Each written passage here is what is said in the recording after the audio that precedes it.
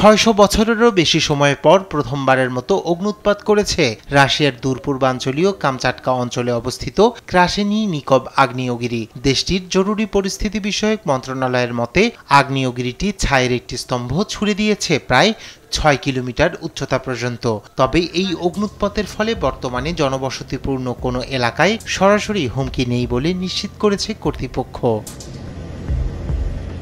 অগ্ন্যুৎপাতের কয়েক ঘন্টা পরে কামচাটকা উপদ্বীপে আরও একটি শক্তিশালী ভূমিকম্প আঘাত হানে, যার ফলে ৩টি অঞ্চলে জারি করা হয় সুনামি সতর্কতা।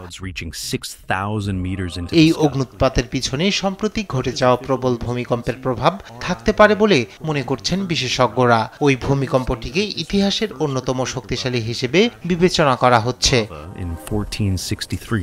এর আগে ৭ মাত্রার আরেকটি ভূমিকম্প আঘাত হানে কুরিল দ্বীপপুঞ্জে। রাশিয়ার জরুরি মন্ত্রণালয়ের মতে, এতে সর্বোচ্চ ১৮ সেন্টিমিটার উচ্চতার ঢেউ উঠতে পারে। এর ফলে কামচাটকার ৩টি অঞ্চলের মানুষকে উপকূল থেকে দূরে সরে যাওয়ার নির্দেশ দেওয়া হয়েছে এবং অগ্ন্যুৎপাতের ফলে এই অঞ্চলে বিমান চলাচলের ঝুঁকি নিয়ে জারি করা হয়েছে সতর্কতা।